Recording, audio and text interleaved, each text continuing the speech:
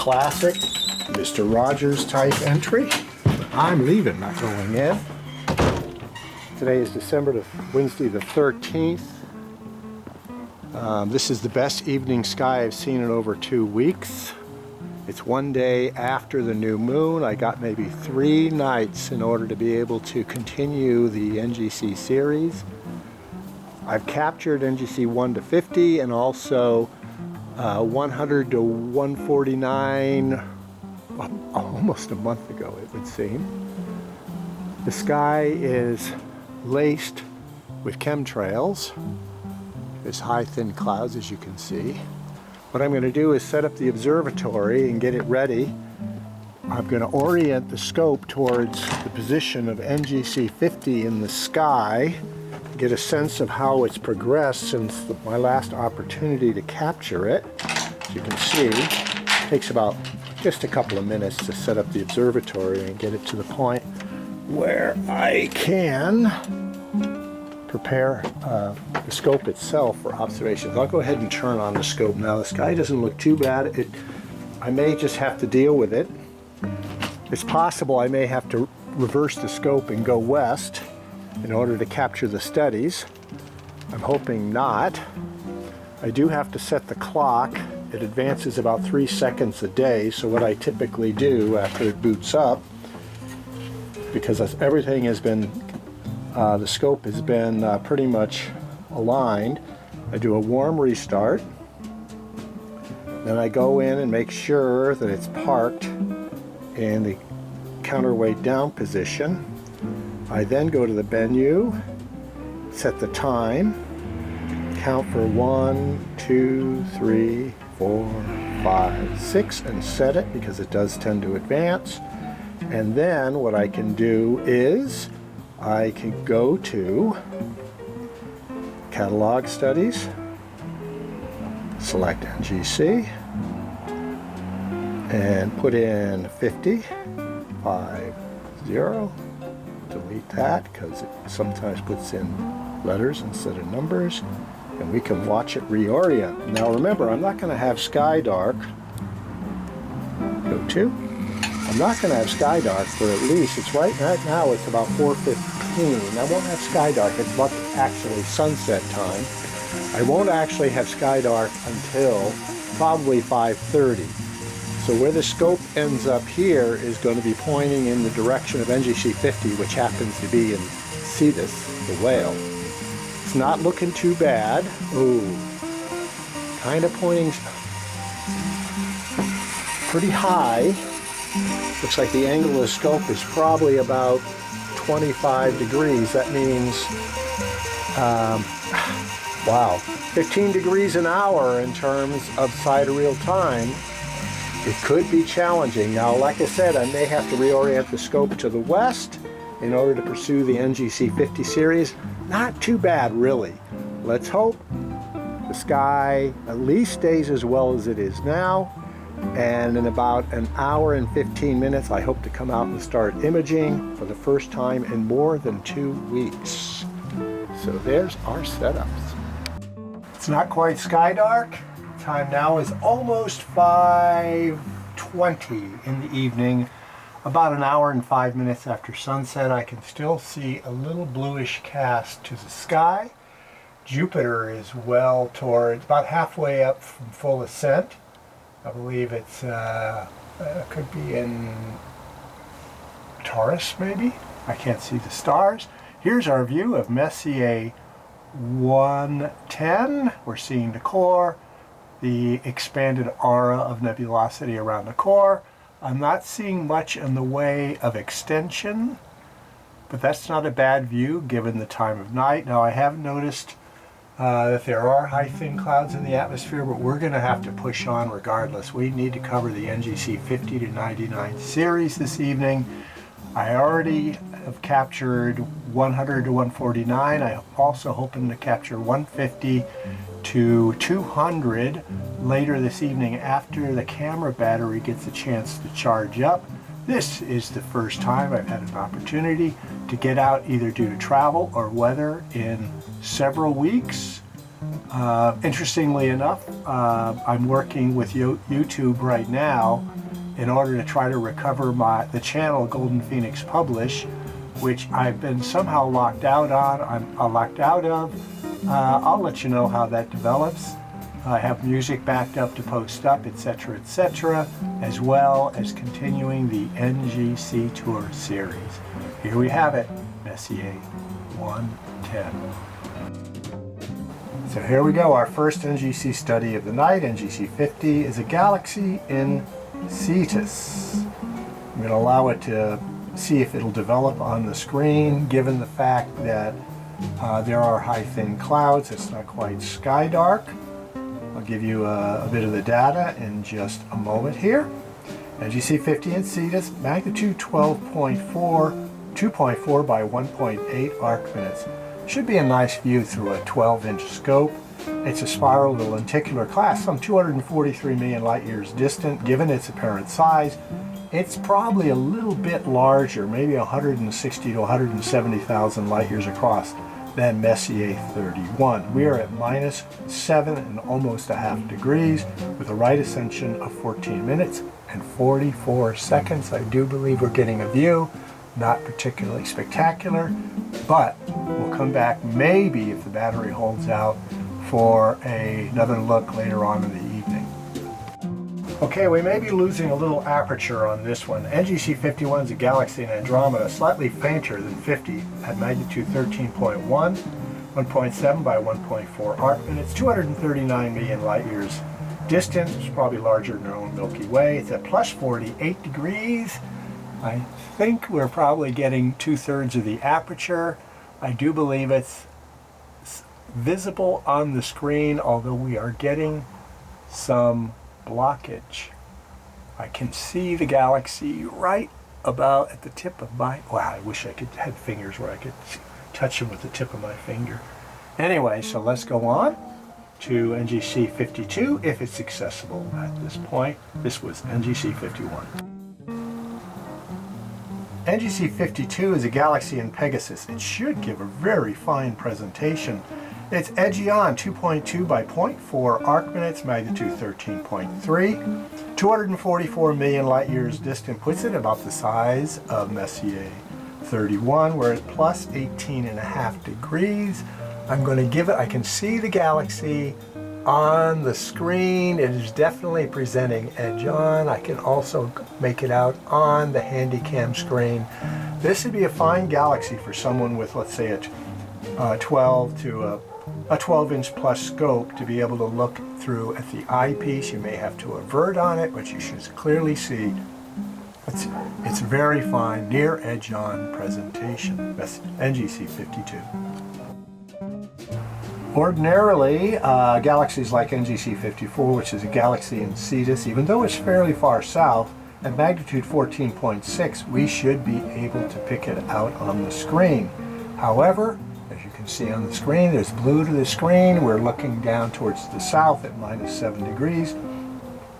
This is a magnitude 14.6, 1.3 by 0.5 arc minute size suboblate galaxy. I would say its size is comparable to Milky Way at 100,000 light years. As mentioned, it's at -7, little 7 and change degrees.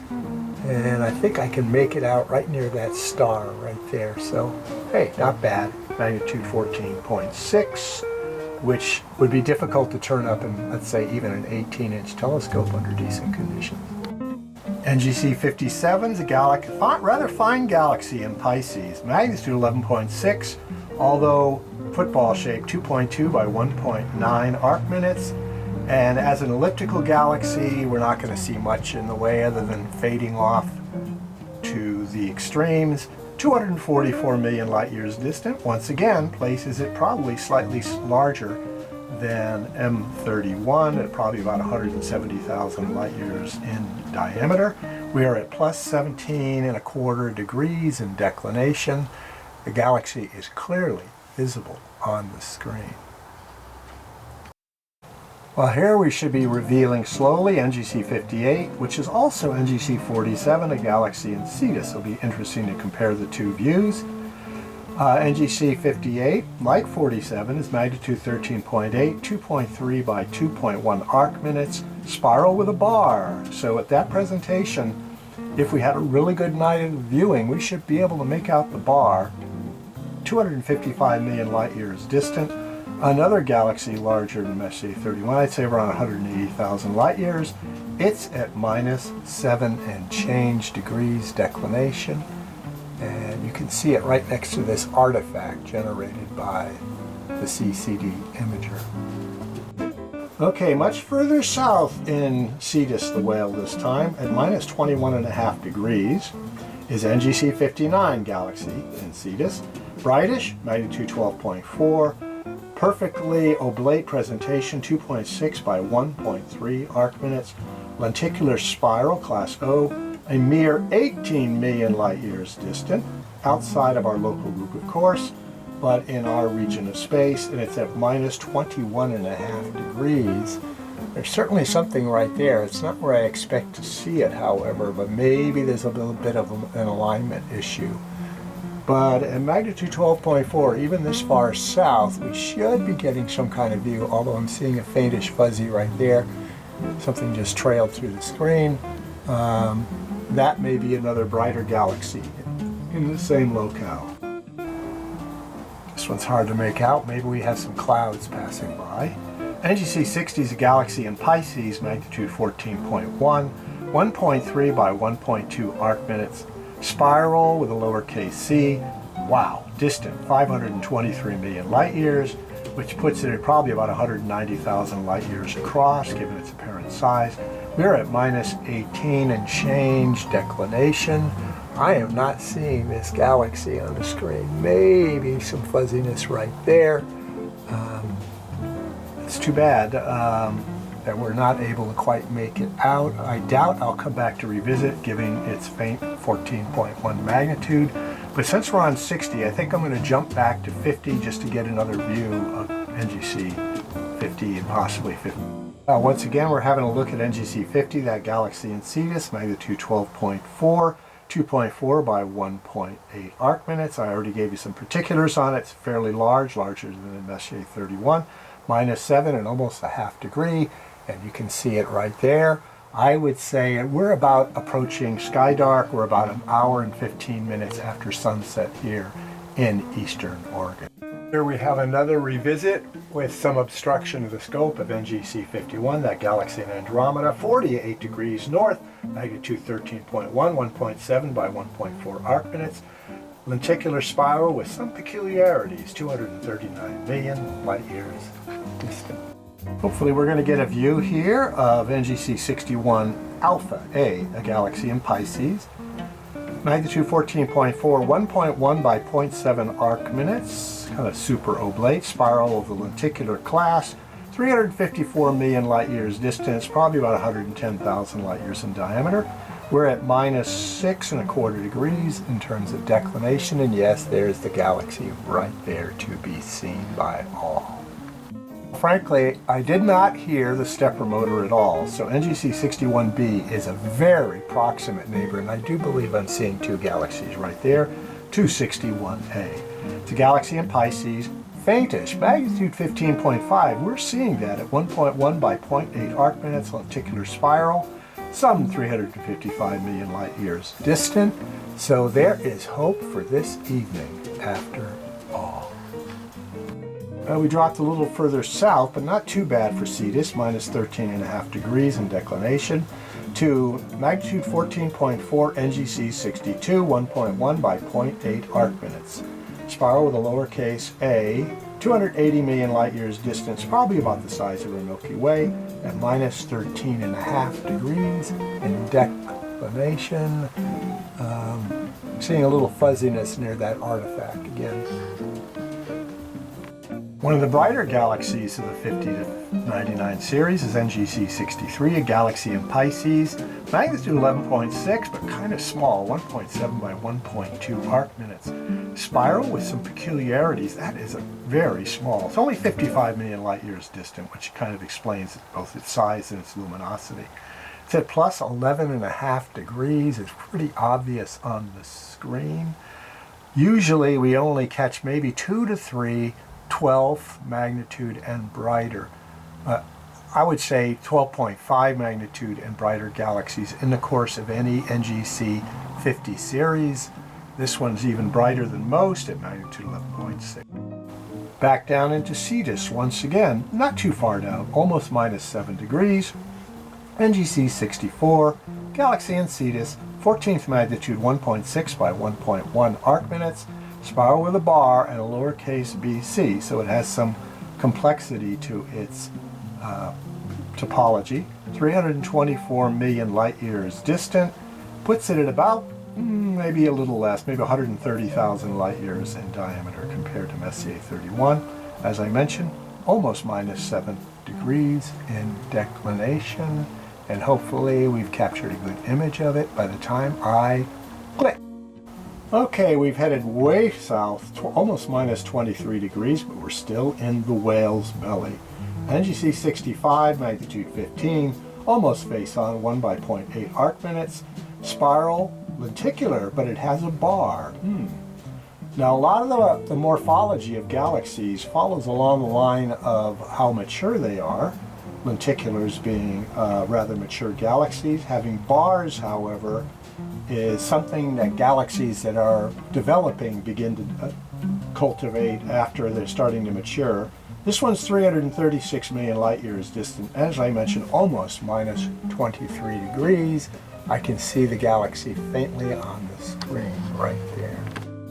Okay, a few clicks of the stepper motors from 65 is NGC 66, another galaxy in Cetus, minus almost 23 degrees, magnitude 13.4, 1.2 by 0.7 arc minutes, a spiral with a bar and a ring. Unfortunately, only under the best circumstances would we be able to see the ring, which typically would be around magnitude 17.5. The galaxy is 338 million light years distant, and I'll be thankful just to be able to see 13.5 magnitude galaxy so far south, and it's quite apparent on the screen actually. So the night's shaping up. Hey, while NGC 67, Galaxy in Andromeda, takes form on the screen, I want to point out the scope isn't quite culminating right yet. And can you imagine that it's been like over a month and a half, and sidereally, galaxies in the NGC catalog has moved only maybe 5 to 10 degrees, and that's because sunset's been racing towards the winter solstice. But that will soon change, and things will get very hairy. NGC 67 is a galaxy in Andromeda, magnitude 14.2, tiny, 0.3 by 0.2 arc minutes. Should have a very high surface brightness. It's an elliptical and makes sense. 296 million light years distant. I would say this one's probably no more than 30,000 light years across. It's at plus 30 degrees in declination, and I think I can see it on the screen, even though the scope's pointing almost straight up. Interestingly, there was nary a click, maybe 1 or 2 clicks of the stepper motor. I do believe there's a galaxy cluster right there. This is NGC 67A, which should have displaced 67 at its position on the screen. Galaxy in Andromeda, faint, excuse me, chilly out. Magnitude 15.7, 0.4 by 0.2 arc minutes, so a little larger. It's an elliptical of the class 5, which means basically a oblately presented elliptical galaxy, 275 million light years distant, plus 30 degrees, and its size, once again, is probably somewhere around 30 to 35,000 light years in diameter. Well, we've definitely encountered a galaxy cluster. This is NGC 68, one click maybe away from 67. Galaxy in Andromeda, magnitude 12.9, smallish, 1.2 by 1.1 arc minutes, roughly the same distance, 256 million light years, a spiral of the lenticular class. This is probably the daddy galaxy of whatever galaxy group we are looking at this point. That information is not displayed on the handset. We're at plus 30 degrees, so we should be getting a pretty good view.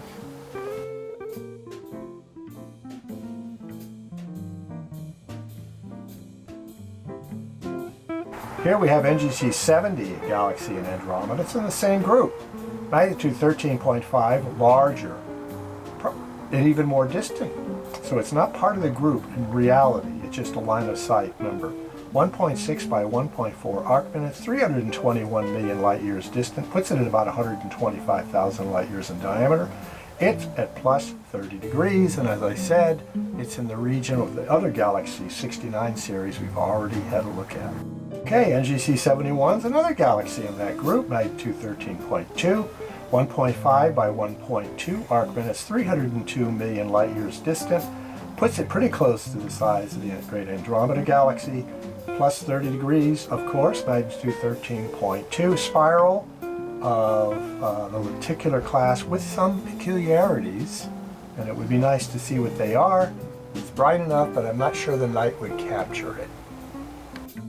Okay, this group is beating, oh wow, it is beating the Stephan's Quintet in terms of how many studies are visible in a very small field of view. Here we have NGC 72, a galaxy in Andromeda, magnitude 13.5, which is comparable to the brighter galaxies Stephan's Quintet, 1.1 by 0.9 arc minutes, spiral with a bar, lowercase ab, 314 million light years distant, and also plus 30 degrees in declination.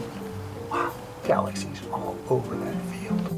All right, optical scopists, you've got to turn your eye towards this region. NGC 72A is another galaxy in Andromeda in the same region, magnitude 14.7, smallish, 0.3 by 0.3 arc minutes, elliptical, 311 million light years distant. Now, what we're looking at here is right ascension, 18 minutes and 34 seconds. Declination, 30 degrees, 2 minutes and 9, plus 30 degrees, 2 seconds, and 0.09. So if you can dial in those, or just simply use your go-to scope to go to NGC 72, you should get a fabulous view at, let's say, 75x, with something like anything greater, 12 inches or greater in objective diameter. Okay, we finally dropped out of the NGC 70 series galaxy cluster, whether line of sight or actually gravitationally bound. We're now at NGC 73, galaxy in Cetus at minus 15 and change declination. This is a magnitude 13.6, 1.7 by 1.2 arc minute size spiral with a lowercase bc, 344 million light years distant, probably puts it at about the size of Messier 31, 150,000 light years across. Well, it's nice, we're getting full objective on NGC 74, galaxy in Andromeda, magnitude 16. So this is pushing the limits for the evening, 0.8 by 0.3 arc minutes, spiral with a lowercase b, 317 million light years distant, probably makes it a little lot smaller than our Milky Way galaxy. We're at plus 30 degrees. I hate to shift around to see if I can see it on the screen, but I think it may actually be right about there. So at magnitude 16, that's a capture. And if it's true, it's a keeper. Okay, NGC 75 is a galaxy in Pisces. I don't think I'm seeing any other galaxies around it. Magnitude 13.2, 1.5 by 1.5 arc minutes in size, 260 million light years distant, means it's about 120,000 light years in diameter. We're at plus 6.5 degrees or so for this 13.2 magnitude galaxy. Turn the corner halfway plus through the NGC 50 series with NGC 76, galaxy in Andromeda, not too far north, so we're not getting any obstruction. Magnitude 13, pretty much face on, 1 by 0.9 arc minutes, is described as a compact. 329 million light years distant, I can only assume it's a fairly massive galaxy, rife with luminous stars. We're at almost plus 30 degrees in declination. Dropping down to 22.5 degrees south declination, we're now once again in Cetus the Whale for our galaxy NGC 77.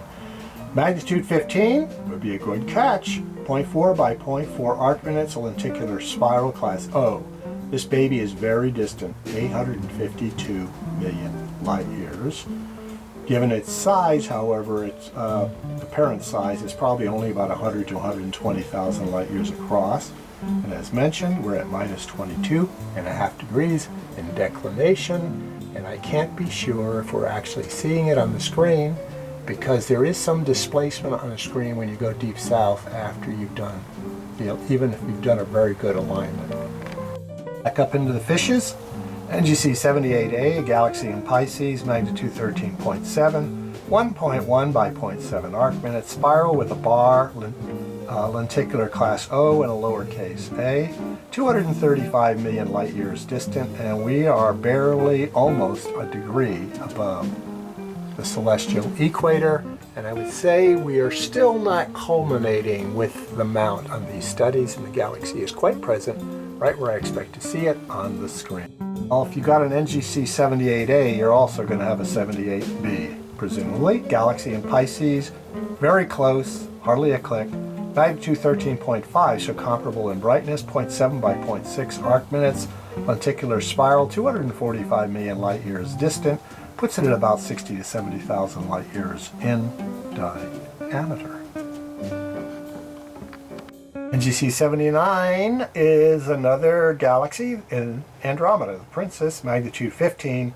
Be nice to make it out, 0.5 by 0.5. Face on lenticular spiral, 244 million light years distant, means it's probably somewhere around 75,000 light years in diameter. We're at plus 22.5 degrees in declination. Eclipse from NGC 79 is another galaxy in Andromeda, brighter, magnitude 12.1, 2.2 by 2 arc-minutes, lenticular spiral, class O, 256 million light years distant, means it's larger, Messier 31, maybe about 165,000 light years across. We are at plus 22 and almost a half degrees in declination. Okay, now for the real test. NGC 81 is another galaxy in Andromeda, a couple of clicks from the other two.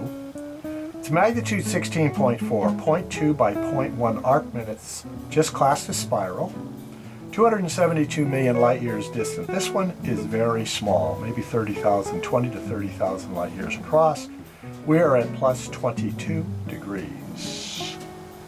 And there is probably the faintest galaxy that we might get a look at this evening, and I can't tell you if it's on the screen or not until tomorrow. Another very local galaxy to 81, I think it was, because there was a star, I believe, in between. NGC 83 is a galaxy in Andromeda, magnitude 12.5. So one of the 2 or 3 you get in any series of 50. 1.3 by 1.2 arc-minutes in size. It's a lenticular spiral of class O, which means it's almost pure sphere. 290 million light years distant. We're at plus 22.5 degrees in declination. It would seem we have a galaxy group. NGC 84, another galaxy in Andromeda, magnitude 14.9, 0.7 by 0.3 arc-minutes, 295 million light years distant, plus 22.5 degrees, only a click or so away from NGC 83. Another click or so, NGC 85b, galaxy in Andromeda, magnitude 15.5, 0.9 by 0.3, so it should have some kind of visible extension. Spiral with a lowercase bc, 257 million light years distant, plus 22.5 degrees in declination. GC86 is part of the same group, galaxy in Andromeda, magnitude 15.7 by 0.3 arc-minutes, spiral with some peculiarities, 248 million light years distant, a little further north at 22 degrees and 33 minutes, most of them were under 30 minutes north. GC90 is part of the same group, galaxy in Andromeda, magnitude 14.5, 1.9 by 0.8 arc-minute, spiral with a bar and a lowercase c, 237 million light years distant, puts it almost as large as Messier 31. It's at plus 22 degrees and 24 minutes, so a little further south than the last. NGC 93 is a galaxy in the same region. Galaxy in Andromeda, magnitude 13.3, 1.4 by 0.6 arc-minute, spiral with a lowercase b. 251 million light years distance, probably about the size or maybe a little larger in our own Milky Way at 100,000 light years. We are at 22-24 minutes. We have yet to crack the half-hour mark in terms of right ascension. Okay, another hop without a skip and a jump is to NGC 94, another galaxy in Andromeda. Faintish, magnitude 15.5, smallish, 0.4 by 0.2 arc minutes, classed as a spiral, 260 million light years distant, plus 28 minutes in declination. NGC 95, now we've dipped down into Pisces galaxy, magnitude 12.5, so one of the 2 or 3 of that magnitude or brighter in any series. 2.1 by 0.9 arc minutes, should give some sense of extension. Spiral with a bar, lowercase c, and a ring. On a good night, we should be able to make out that ring, so look for it. 243 million light years distant, we're at plus 10.5 degrees in declination. I'm going to give it a few seconds so that ring might have a chance to reveal itself. Okay, NGC 96 is a galaxy in Andromeda, magnitude 17, largest, 0.7 by 0.7 arc minutes, lenticular spiral, class O, 276 million light years distant. We're at plus 22.5 degrees. I sure would love to see this one reveal itself on the screen. I do not want to shift my weight around on the floor, otherwise we might lose it, but this would be a very good catch. I'll give it a few more seconds to see if it develops more fully, because it typically takes 20 to 30 seconds to finally gather up the last of the available photons at 128 flood and 42 decibels of gain. We are approaching the last of the NGC 50 series. NGC 97 is a galaxy in Andromeda, not too far north at plus almost 30 degrees.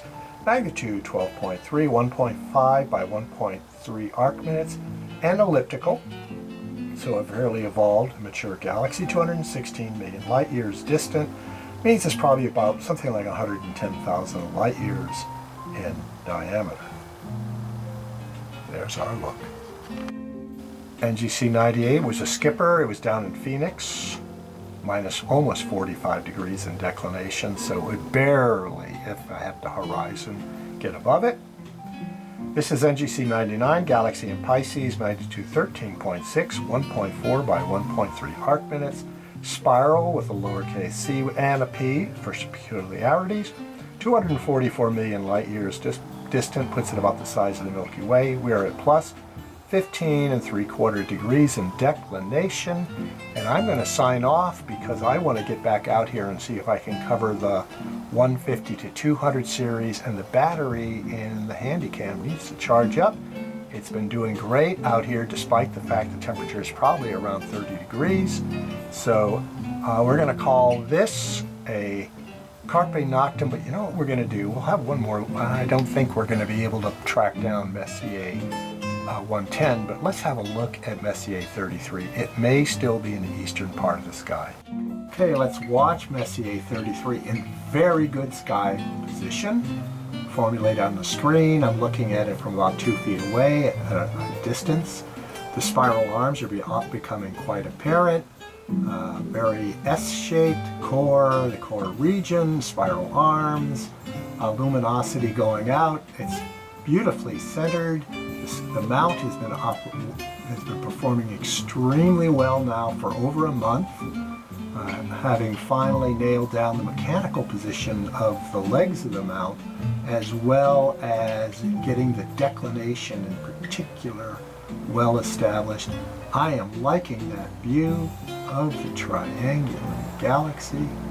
So we're having a good night, and I'm going to call this Carpe Noctem for the NGC 50 to 99 series, and with any luck I'll be able to cover the 150 to 199 series after the battery charges up on the camera. Carpe Noctem.